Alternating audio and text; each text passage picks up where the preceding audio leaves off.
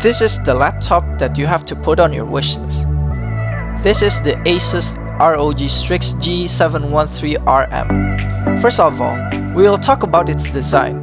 As you all know, this design is almost similar to the other ROG Strix series, as the color with the black and grey stealthy-like color make this laptop way more elegant. With the same logo as its previous ROG Strix series, and the bumper with the splatter design. But in this series, sadly enough, you cannot take off its bumper. The overall design is way more like an eclipse with star designs.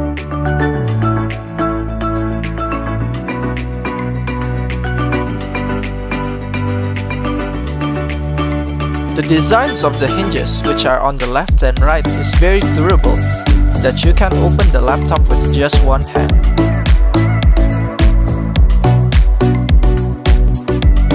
Now, we are going to move to the keyboard. With its simple 100% keyboard design, with all its original gaming features that apply to all ROG laptops, the keyboard is filled with RGB on each keybind. The touchpad is a medium-sized touchpad and it's aligned with the spacebar key. Left side of the laptop, there is two USB-A Gen 1 and a 3.5mm combo audio jack. And on the back there is a HDMI 2.0 and there are two USB-C 3.2 and an Ethernet port.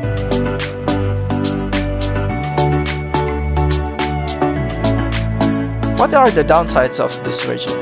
The laptop doesn't have a built-in webcam, but the plus side is the bottom side and the sides are baseless, which is very thick.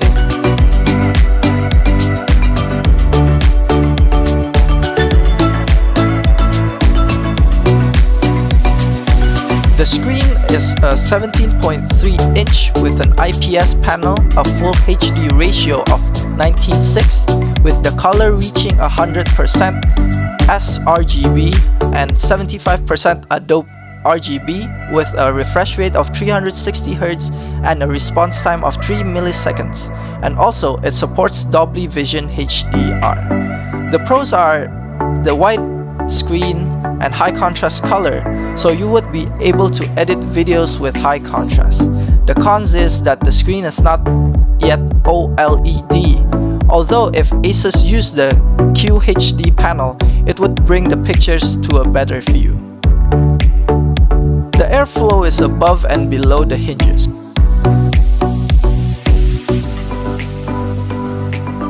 And the flow out is in the side and back of the hinges. The pros are the wide screens and high contrast in color, so you would be able to edit videos with high contrast. The cons are the screen is not yet OLED, yet although if ASUS used the QHD panel, it would bring the picture to a better view. 3D Mark of Firestrike of 20,000 times SPI of 8689, Port Royal of 5201.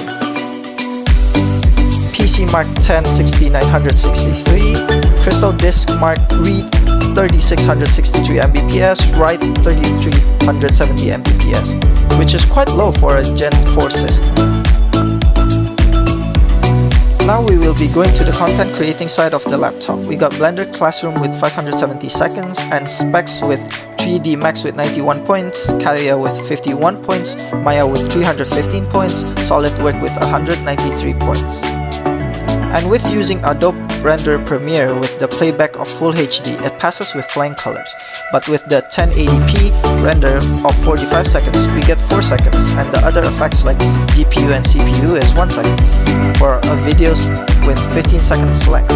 Now, if we upgrade it to 4K with the playback of 45 seconds, we will get 11 seconds, and other effects like GPU and CPU, we get 3 seconds for a 15-second video. The laptop has a battery span of 19 Wh and built-in mux switch, which improves the mobility of this laptop. You can change it however you like.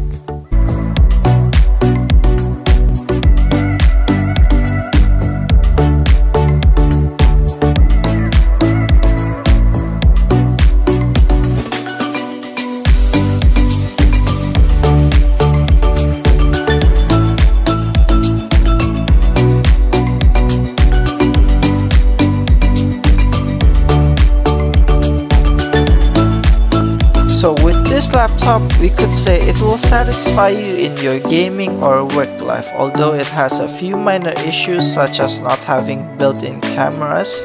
Otherwise, you could use it for playing games or working using high-performance GPU and CPU.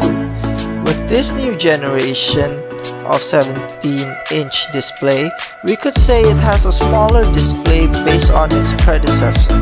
Now it's more compact, and the price of this laptop with the Ryzen 7 6800 series and an RTX of 3060, it is around 50,000 Taiwanese dollars.